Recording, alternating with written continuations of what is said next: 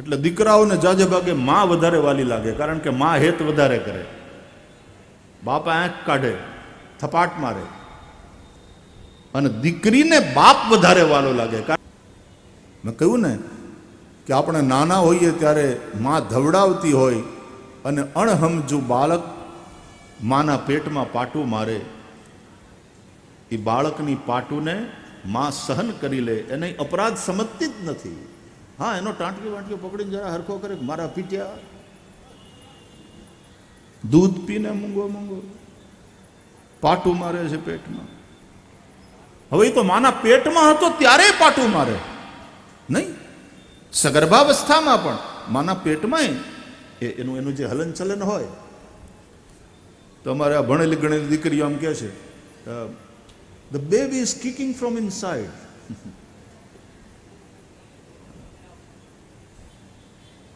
અંદરે મારતો હોય, પછી જન્મે અને માં ધવડાવે ત્યારે વળી પેટમાં પાટું મારે. અને જે માં એ પાટું માત્ર સહી નથી લેતી પણ એનાથી પ્રસન્ન થાય છે, એ જ બાળક મોટો થાય. જેણે અણહમજુ અવસ્થામાં માને પાટું મારી હતી પેટમાં, માનું દૂધ પીતા પીતા, એ જ છોકરો મોટો થાય પછી બાપ એને થપાટ મારે, કારણ કે બાપ ગુરુ છે. દીકરાનો ગુરુ પિતા બનતો હોય છે, દીકરીની ગુરુ માં બનતી. માએ દીકરીની ગુરુ બનીને એની ભૂમિકા નિભાવવાની. એટલા માટે માં ગુરુના રૂપમાં પોતાની દીકરી પ્રત્યે કઠોર થાય, કારણ દીકરીનું ભલું ઈચ્છે છે. બાપ દીકરાનો ગુરુ છે, બાપે દીકરાના ગુરુ તરીકેની ભૂમિકા ભજવવાની હોય છે. એટલા માટે બાપ દીકરા પ્રત્યે કઠોર થાય. એટલે દીકરાઓને જાજે ભાગે માં વધારે વાલી લાગે, કારણ કે માં હેત વધારે કરે.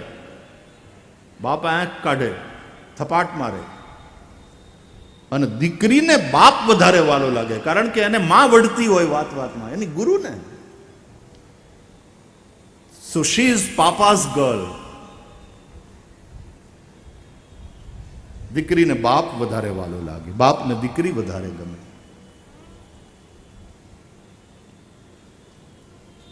બાપ દીકરાનો ગુરુ છે. પોતાની ભૂમિકા નિભાવતા ગુરુએ, ફરીથી કહું છું, ગુરુએ હારું હારું હારું બોલવાનું નથી, બધાને હારું લાગે એવું બોલવાનું નથી, નહીં તો દુઃખી થશો. અને ગુરુ પોતાની ફરજ ચૂકશે. ગુરુએ હારું થાય એવું બોલવાનું છે. મારા દીકરાનું હારું થાય, મારા શિષ્યનું હારું થાય, મારા સમાજનું, મારા રાષ્ટ્રનું હારું થાય, એવું વિચારવાનું છે. હા, અને પછી સારું કામ કરે ત્યારે એનો વાહો થાબડો, અને જાહેરમાં આશીર્વાદ આપો કે બહુ સારું કામ કર્યું મારા બાપ, ભગવાન તમને યશ આપે, આવા ને આવા સારા કામ કરતા રહો. પણ બાપ જો દીકરાને કોઈ દી વઢશે નહીં, એની ભૂલ જોઈ અને એને સુધારવાનો પ્રયાસ કરશે નહીં, તો બાપ પોતાની ફરજ ચૂક્યો. એના દીકરા બગડશે. માં જો નહીં વઢે દીકરીને, માં જો નહીં ઘડે દીકરીને, તો માં પોતાની ફરજ ચૂકશે. દીકરીની ગુરુ માં છે, દીકરાનો ગુરુ બાપ છે. માં દીકરાની પાટું સહન કરી લે છે, નનકુડો છે, ધાવણો છે, પગમાં પાટું મારે, સહન કરી લે. પછી દીકરો મોટો થાય અને બાપની થપ્પડ ક્યારેક પડે, એ બાપની થપ્પડને જે સમજદારીપૂર્વક સહન કરી લે છે, એ દીકરાની ઉન્નતિને કોઈ રોકી શકતું નથી, એની પ્રગતિને કોઈ રોકી શકતું નથી. નહીં તો 60 વર્ષના બાપા હોય, 60 વર્ષ નહીં, એ થોડું કદાચ મોટું, 18-20 વર્ષના છોકરા હોય અને 45 વર્ષનો બાપ હોય, અને બાપો થપ્પડ મારી દે છોકરાને કંઈક ખોટું કર્યું હોય તો. હવે ઘણીવાર એવું થાય કે 45 વર્ષના બાપા, આમ તો 45 કંઈ બહુ મોટી ઉંમર ન કહેવાય, પણ એ કદાચ તબિયત બરાબર ન રહેતી હોય ને એનું શરીર પણ એટલું સારું ન હોય, સ્વસ્થ ન હોય, અને એ ગુસ્સામાં થપ્પટ મારી દે પોતાના દીકરાએ કંઈ ખોટું કર્યું હોય તો હવે એ દીકરો 18-20 વર્ષનો, એનામાં જવાની ફૂટી ફૂટીને ભરી છે, પૂરી તાકાત છે, શરીરમાં જોશ છે. હવે એ દીકરો જો બાપાની હામો થાય ને આંખ કાઢી, એ બાપ છો તમારી જગ્યાએ, જો હાથ ઉગામ્યો ને પતાવી દઈ, એ કરી શકે. તાકાત છે એ દીકરામાં, એટલી એની પાસે શારીરિક તાકાત છે. એક થપાટ મારે બાપને તો બાપને ભોય ભેગો કરી નાખે એવી તાકાત છે. પણ એ દીકરો દીકરો છે પછી કે રાક્ષસ કહેવાય? બાપની હામો આવી રીતે થાય, થપાટ મારવાની વાત તો જવા દો, બાપની હામો થાય, અવિવેક કરે, તોય એ દીકરાનો વિનાશ નિશ્ચિત છે.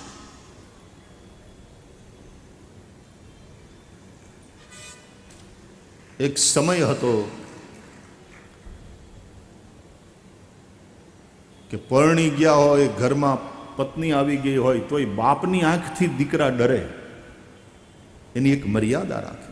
પરિવારમાં મર્યાદા હતી, વડીલો પ્રત્યેનો આદર હતો. ફરીથી વારંવાર કહેવું પડે, મર્યાદા મર્યાદા મર્યાદા મર્યાદા જો મૂકશો તો બહુ દુઃખી થશો. પરિવારની મર્યાદા ગઈ, પરિવાર તૂટી જશે. ધર્મની મર્યાદા ગઈ, બહુ દુઃખી થશે. અરે સાગર પોતાની મર્યાદા નથી ચૂકતો, પણ જેદી થોડીક વાર માટે પણ એ કોઈક કારણસર મર્યાદા ગઈ અને જો સુનામી આવી તો એ સુનામીને કારણે કેટલો વિનાશ થાય છે આપણે જોઈએ છીએ. મેરા મણ માજા ન મૂકે, ચેલૈયો સત ન ચૂકે.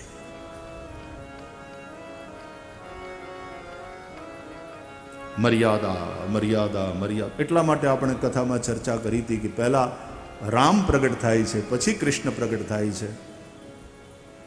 કૃષ્ણ પ્રેમ, રામ મર્યાદા. પ્રેમ આપણને ખપે, પણ પ્રેમની વાત પછી, પહેલા મર્યાદા. મર્યાદા વગરનો પ્રેમ બગાડ છે.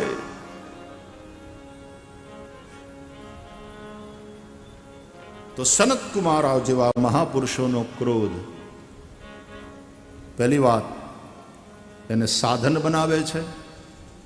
મહાપુરુષો ક્રોધના, કામના સાધન બનતા નથી, એને સાધન બનાવે છે. બીજું, એક ક્રોધ કલ્યાણકારી હોય છે. અને ત્રીજું, એક ક્રોધ પાણીમાં ખેંચેલી લકીર જેવો ક્ષણિક હોય છે. પાણીમાં તમે આમ લાકડીથી લીટો કરો તો એ લીટો કેટલી વાર ટકે? पानी में खींची हुई लकीर क्षणिक होती है, उसी प्रकार महापुरुषों का क्रोध भी क्षणिक होता है.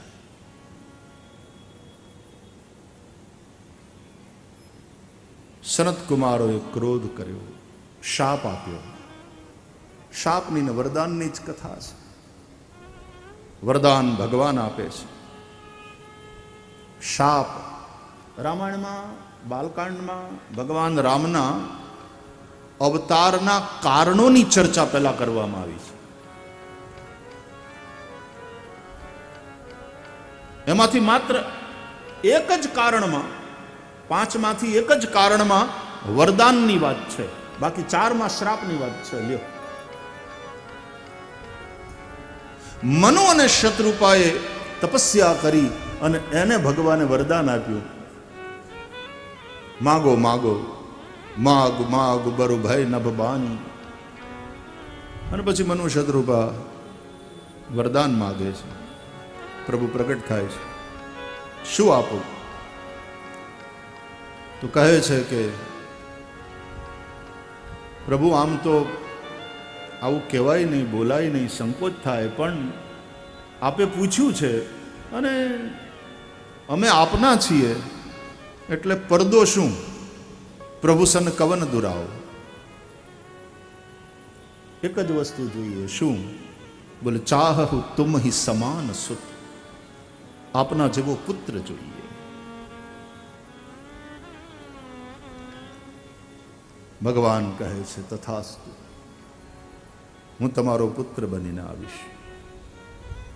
પછી શત્રુપાને પૂછે છે, દેવી આપને શું ઈચ્છા છે? બોલે મારા પતિએ જે માગ્યું એમાં ફાયદો મારો વધારે છે, મને વધારે લાભ મળવાનો. આપ મારા ખોળામાં રમશો. બાળક નાનું હોય ત્યારે પિતા પાસે જેટલું ન હોય એટલું માતા પાસે હોય ને. પણ વધારામાં મારે એટલું માગવું છે કે આપ ભલે પુત્ર બનીને આવો, પણ મને એ વાતનું જ્ઞાન રહે કે આપ પરબ્રહ્મ પરમાત્મા છો. સારું, તથાસ્તુ. મનુ મહારાજની સામે પુનઃ જોયું કે જેમ દેવી શત્રુપાએ વધારાનું વરદાન માગ્યું એમ તમારે કંઈ વધારાનું જોઈએ?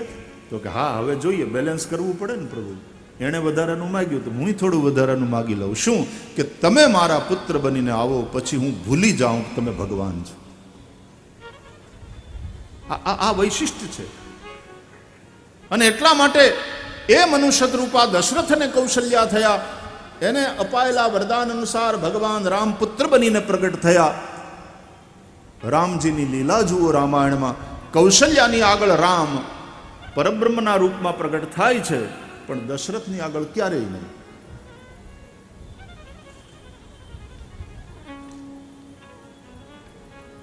આ એક જ વરદાનની કથા છે. બાકી તો સતી વૃંદાનો વિષ્ણુને શાપ, નારદજીનો ભગવાનને શ્રાપ. નારદ શ્રાપ દીન એક બારા.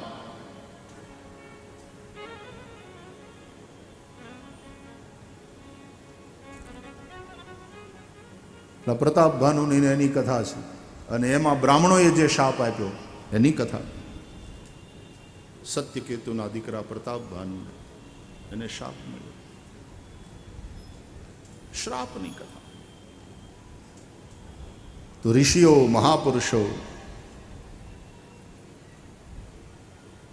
ક્રોધ કરે, શ્રાપ આપે, પણ મહાપુરુષોનો ક્રોધ કલ્યાણકારી છે.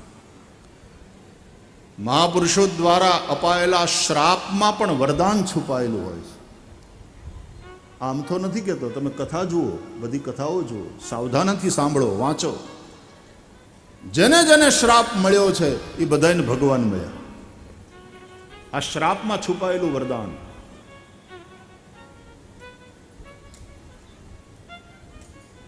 બધાનું કલ્યાણ થયું છે. તો સર્વદેવમયો નૃપ, સર્વવેદમય છે વિપ્ર, અને સર્વદેવમય છે રાજા.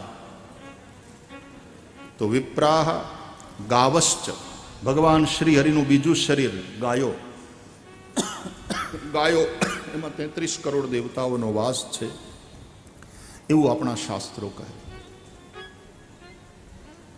હમણાં કોઈએ પૂજનીય શંકરાચાર્ય ભગવાનને પૂછ્યું કે કોઈ એકની પૂજા કરવામાં બધાય દેવની પૂજા આવી જાય, કોઈ એકને જ પકડવા હોય, કલ્યાણ થઈ જાય, તો ગો પૂજા કરો, ગાયની સેવા કરો, એમાં બધું આવી ગયું. ગાયમાં બધાય દેવતાઓ છે.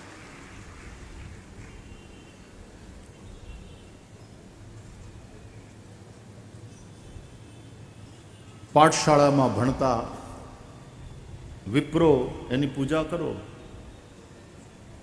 એની ભિક્ષા બરાબર મળતી રહે, એનું પઠન પાઠન ચાલતું રહે, એમાં કંઈક સહયોગ કરો, તો તમે બધા વેદોની પૂજા કરી લીધી. કારણ કે વિપ્ર સર્વ વેદમય છે. તો વિપ્રાહ ગાવશ્ચ વેદાશ્ચ તસ્ય નિશ્વસિતમ વેદા. વેદો ભગવાનના નિશ્વસિત એટલે કે શ્વાસરૂપ છે. વેદ શબ્દ બ્રહ્મ. ચોથું તપઃ.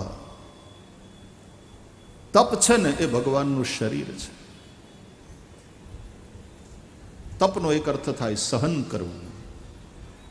આજે સહનશીલતા ધીમે ધીમે ધીમે માણસ ગુમાવતો જાય.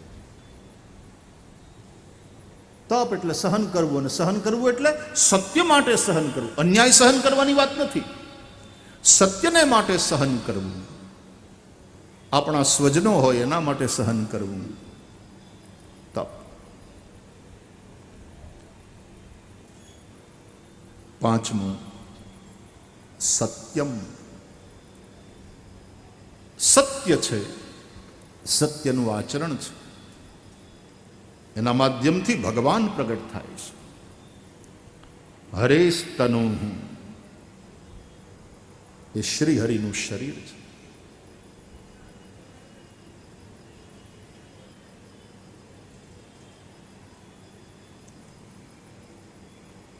આગળ દમ એટલે કે સંયમ. ઇન્દ્રિયોના સંયમને દમ કહેવાય. શમ દમ એવા શબ્દ સાંભળ્યા જ ને. શમ એટલે મનનો સંયમ, દમ એટલે ઇન્દ્રિયોનો સંયમ. આ સંયમ, સંયમ જેના જીવનમાંથી ગયો એની બ્રેક ફેલ થઈ ગઈ. એ ગાડી એક્સિડન્ટ કરે જ. દમઃ પછી કહે છે શમઃ, એ મનનો સંયમ. ઘણીવાર આપણે ઇન્દ્રિયોને રોકી રાખીએ, બ્રેક હોય, પણ મનની બ્રેક ન હોય એટલે મન તો પાછું જાય પાપ તરફ. એકાદશી હોય એટલે આપણે હાથને આપણી જીભને રોકી રાખીએ કે આજ નથી ખાવું, પણ મન આપણું પીઝા ને પાણીપુરી ઉડાવતું હોય તો એકાદશીના દિવસે મનથી ચિંતન થાય એનું. ઇન્દ્રિયો એને વિષયોથી દૂર રાખીએ પણ મનથી વિષયોનું ચિંતન કરીએ. ભગવદ્ ગીતામાં ભગવાન કહે છે મિથ્યાચારસ્સ ઉચ્યતે. એ મિથ્યાચાર છે. એટલે પહેલા ઇન્દ્રિયોનો સંયમ કરવો, પછી મનનો સંયમ કરવો. દમ શમ. આગળ શ્રદ્ધા એ ભગવાનનું શરીર છે. શ્રદ્ધા એટલે સદગુરુની, સંતોની અને શાસ્ત્રોની વાણી સત્ય અને કલ્યાણકારી છે એવી દ્રઢ નિષ્ઠા, એનું નામ શ્રદ્ધા.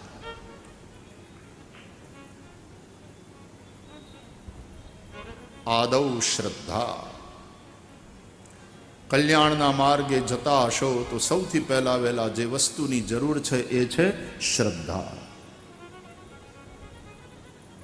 જ્ઞાન દીપકની ચર્ચા કરે છે ને ગોસ્વામી તુલસીદાસજી રામચરિતમાનસના ઉત્તરકાંડમાં. ભક્તિ મણિ અને જ્ઞાન દીપક. તો જ્ઞાનના દીવા પ્રગટાવવા તરફ આગળ વધતા હોય તો પછી દીવા માટે ઘણું બધું જોઈએ, પણ મહત્વની વસ્તુ છે ઘી. અને ઘી માટે શું જોઈએ? દૂધ. દૂધ માટે શું જોઈએ? ગાય. એટલે શરૂઆતમાં એ ગાય પાળવી જોઈએ ભાઈ, જો ચોખ્ખું ઘી જોતું હોય તો. અને એ ગાય એટલે બોલે સાત્વિક શ્રદ્ધા ધેનુ સુહાઈ. આ સાત્વિક શ્રદ્ધા છે એ જ ધેનુ છે. સાત્વિક શ્રદ્ધા. તુલસીદાસજીના એક એક શબ્દોના ઉપર ધ્યાન આપો વાલા, કારણ કે શ્રદ્ધા પણ ત્રિવિધા હોય છે. સાત્વિકી, રાજસી, તામસી. ઘણા ભૂતને ભજે, અન્ય અન્ય પ્રકારની સાધનાઓ કરતા હોય. તામસી શ્રદ્ધા. ઘણાની ભગવદ્ ગીતામાં છે જ, ભગવાને આ બધું કહ્યું છે. ઘણાની રાજસી શ્રદ્ધા હોય. પણ જો જ્ઞાન દીપક પ્રગટ કરવાનો તમારો ઉદ્દેશ હોય તો સાત્વિકી શ્રદ્ધા ત્યાંથી શરૂઆત કરો. અહીંયા બેઠા છીએ ને, આ સાત્વિક શ્રદ્ધાની વાત છે. એટલા માટે આપણે કથા સાંભળીએ છીએ કે આપણામાં કંઈક જ્ઞાનનો પ્રકાશ થાય. ક્યાંક અજવાળું થાય, આપણી બુદ્ધિમાં વિવેકનો ઉજાસ પથરાઈ જાય. આપણી જૂની પ્રાર્થનાઓ, કવિતાઓ આપણે ભણવામાં આવતી. પ્રેમળ જ્યોતિ તારો દાખવી, મુજ જીવન પંથ ઉજાડ. પ્રેમળ જ્યોતિ તારો દાખવી, મુજ જીવન પંથ ઉજાડ. દૂર પડ્યો નિજ ધામથી હું ને, ઘેરે ઘન અંધાર. દૂર પડ્યો નિજ, હે પ્રભુ તારા ધામથી હું દૂર ફેંકાઈ ગયો. મારા અજ્ઞાન વાસનાને કારણે અજ્ઞાનનો અંધકાર મને ઘેરી ચૂક્યો છે. માર્ગ સૂજે નહીં ભવરજનીમાં, માર્ગ સૂજે નહીં ભવરજનીમાં. નિજ શિશુને સંભાળ, મારો જીવન પંથ ઉજાડ.